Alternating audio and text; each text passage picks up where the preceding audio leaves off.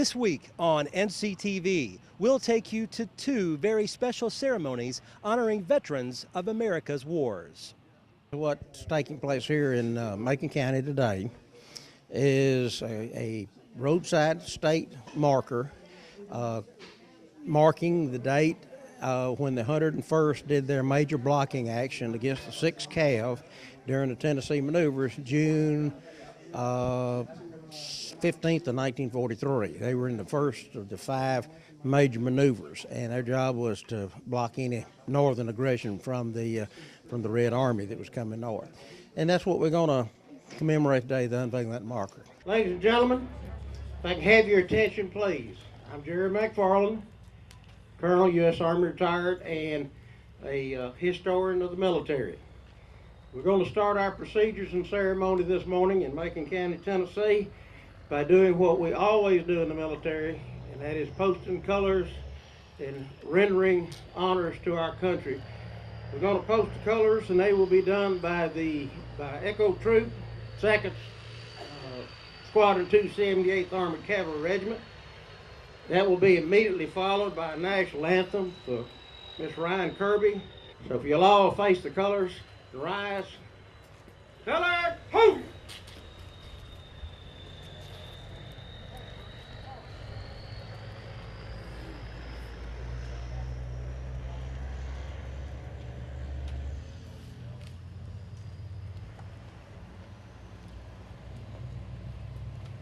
Squad, halt.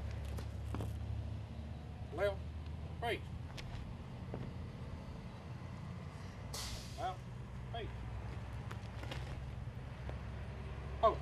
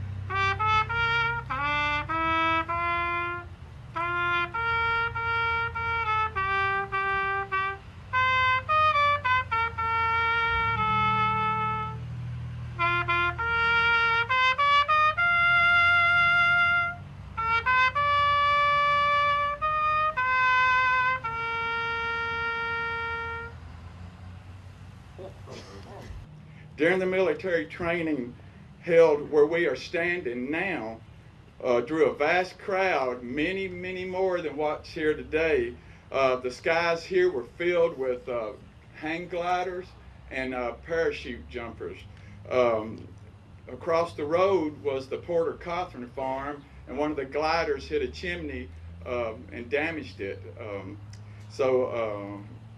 Also the Britton Reed farm was at the end of this field, and many wide-eyed people stood there watching all that transpired. A parachute that was left discarded became the burying clothes for a family who had twins that died.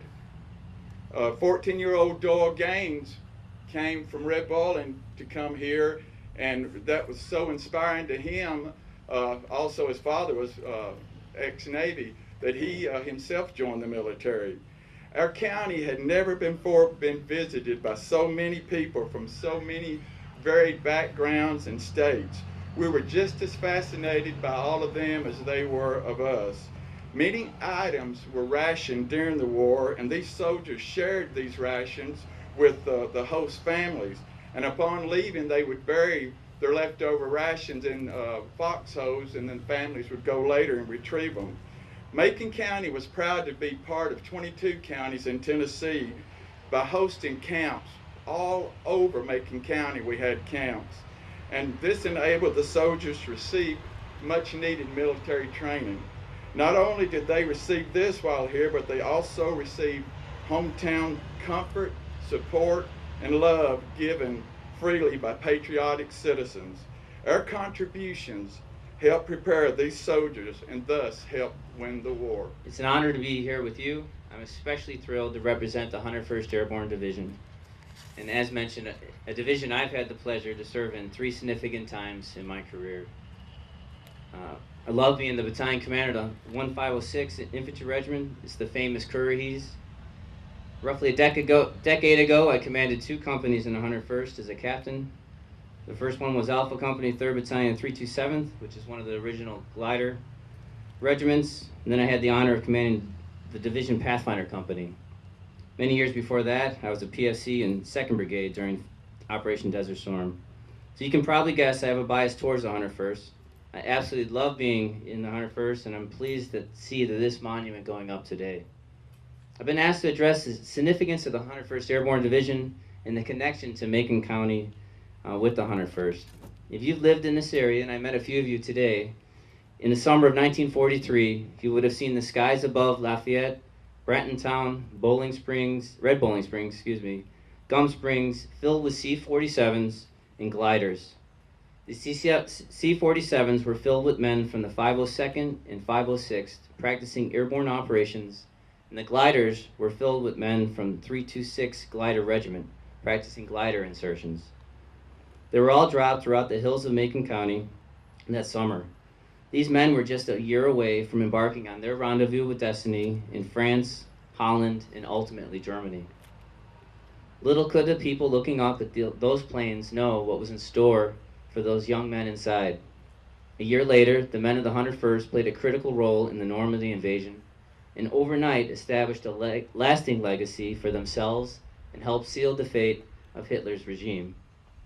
The 101st is, and always has been, a special unit that has produced some of the best soldiers America has to offer. It's because of the incredible things that they did that the 101st Division is one of the best known and respected units in the Army. My leaders and I ensure that all 700 current Red Currahee soldiers are well aware that they are standing on the shoulders of giants and that we have to live up to the legacy of the Currahee soldiers who came before us. The first generation of the famed Screaming Eagles quickly made its mark and established its legacy as tenacious warriors during the Allied invasion of Europe in June 1944. They jumped in behind enemy lines before dawn on D-Day, becoming the first Allied soldiers in occupied France, clearing the way for 4th Infantry Division to get off of Utah Beach. They later jumped again to hold a narrow 16-mile corridor in the Netherlands during Operation Market Garden. They defended the vital crossroads at Bastogne, Belgium, and eventually they stormed Hitler's retreat in Berchtesgaden. The miniseries Band of Brothers and the movie Saving Private Ryan featured units from the 101st and have introduced a new generation of Americans to the heroes of this fine division, who risked it all to liberate Europe and defeat one of history's greatest tyrannies. The 101st deactivated after World War II, but was reactivated in 1956 and stationed at Fort Campbell, Kentucky. Coincidentally, Fort Campbell is about 101 miles from here. Since our reactivation in 1956, Screaming Eagle soldiers of the 101st have answered the nation's call over and over again, and in doing so have amassed one of the most impressive combat records in the United States Army. In my regiment alone, we've earned 4 Presidential Unit Citations, 2 Valorous Unit Awards, 5 Meritorious Unit Citations, and 6 Medals of Honor. On the first day of the Normandy invasion, 25 Currahees earned the Distinguished Service Cross, the nation's second highest award for valor. Later in 1965, 1st Brigade of the 101st deployed to Vietnam and earned the title the Nomads of Vietnam. They were joined by the rest of the division 2 years later. In 1968, we converted to the Air Mobile design and continued offensive operations until 1971, marking 7 years of combat. In August 1990, the 101st deployed to Saudi Arabia in support of Operation Desert Shield and later fired the first shots of the air war and conducted the longest and largest air assault operations to date. Since Desert Storm and in the wake of the Soviet Union, Screaming Eagles have been in harm's way in Somalia, Haiti, the Sinai, Central and South America, Bosnia, Kosovo, and of course, the nearly continuous post-9/11 deployments to Afghanistan and Iraq for the last 13 years, our nation's longest war. Lastly, our legacy and more importantly, our freedoms as a nation have also come at a great cost. Thousands of screaming eagles have fallen in combat and given their lives for our great nation. I ask that we all keep these men and women and their families in our thoughts and in our hearts and reflect on the memory of those who have paid the ultimate sacrifice for us. They knew that they belonged to something larger than themselves and asked for very little in return. We honor them by remembering, we honor them by telling their stories, by keeping their spirit alive in our hearts, and through monuments such as this. Because brave screaming eagles have selflessly answered the nation's call since our inception in 1942, we can enjoy our freedoms and prosperity. They have ensured that our nation remains free from tyranny, oppression, and terrorism. Thank you again for inviting me. Thank you for honoring our veterans with this monument. Hiett, Screaming Eagles. The Tennessee Department of Veterans Affairs, we have the absolute privilege to serve over 521,000 veterans in Tennessee. And can I please see, either by show of hand or standing up, all of our veterans that are here this morning so we can honor you. Thank you so much for your service. God bless you. And the Tennessee Department of Veterans Affairs, in addition to serving those who have served either in their claims assistance or in our state veteran cemeteries, and also connecting them with jobs, with education, business resources, another very important thing of what we do is we honor our veterans. We recognize their sacrifice because without them, we would not have the freedom to do anything that we have the honor to do today, to include going to school, going to church, voting on November 4th. So we owe everything to our veterans. And to have this historical marker here is very significant because it tells a story of what happened in Macon County and other camps around Tennessee. It is not just local history, it's not just state history, and it's not even just U.S. history. This made an impact for the world because the training that occurred throughout Tennessee secured the success of our troops in Europe. So without them, what a different world this would be here today. And it's so important, and it just thrills my heart that we've got the kids from school here, because you need to know, every one of you needs to know the story. Listen to these veterans. They've all got a story to tell. And you need to know, and you need to pass on to your children that freedom is not free. It was paid for with the blood of the men and women who are willing to raise their right hand. Some were killed in war, some were killed in training here in Tennessee. But it's absolutely significant to our country and other countries as well. So thank you so much. And those of you that had a part in ensuring that we have this significant historical marker here in Macon County so that we can start those conversations. What happened here? And what happened as a result? So thank you so much. A pleasure to be with you here today. And I also want to commend whoever it was that had the connections in high places to make sure that we had this beautiful weather. So thank you very much. It is important that we remember, and hopefully the kids and all those will understand what took place here 71 years ago. Oh, say can you see by the dawn's early light. Earlier, descendants of Revolutionary War soldier Henry Wakefield gathered in Red Boiling Springs to honor his memory and contributions. This is a grave-marking event for Henry Wakefield, who fought in the American Revolution. He is buried in this cemetery, and the grave-marking events are done by Sons of the American Revolution, Daughters of the American Revolution, and I think a few other patriotic organizations as well. This one is being sponsored by the Gallatin chapter of SAR, which is the Colonel Anthony Bledsoe chapter. Those people are part of identity. They're part of our identity. They're part of who we are as family, as people. Henry Wakefield fought at the Battle of Kings Mountain over in North Carolina. He was wounded in the battle, but he healed and he went back to fight more in the Revolution. He was a part of a family that owned a big piece of property in North Carolina. He was a part of a group that petitioned to have a new county, Burke County, started in North Carolina.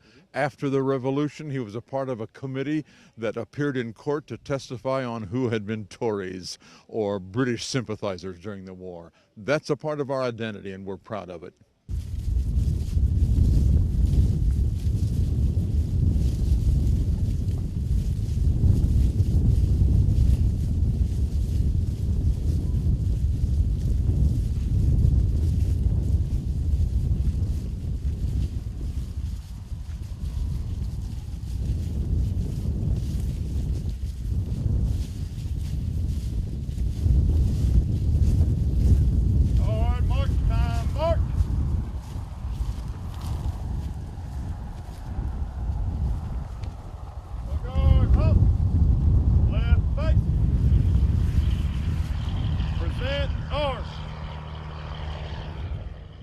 He's buried right here because this was the Wakefield farm. Wakefield's married into the Kirby family, and the water tower that's right next to this cemetery says C.A. Kirby on it. They owned this land after the Wakefields owned it because they were married into the Wakefield family. And what does it say too, just about the men who are dressed in period costume, I guess you could say? I mean, they're taking this very seriously. What does that mean to you and your family? Well, they wear Revolutionary War regalia. They wore uniforms and dress like Revolutionary War soldiers dress. So it gives a little bit of authenticity to the day. And so it's additional meaning. It's interesting, especially for my grandkids. They like seeing these guys. And in fact, I have grandkids in little three-cornered hats and little bonnets from the Revolutionary War period. Oh, it's a great day. I've been here before. Henry Wakefield means a lot to me. And it's just a very special day for me, yeah. Color guard full cock. Ready your fire line. Fire.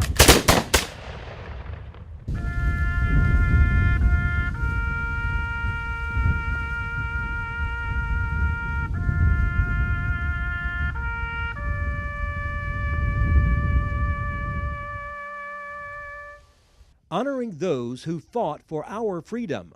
Macon Countyans never forget the sacrifices made. Reporting in Macon County, Barry Hiett, NCTV.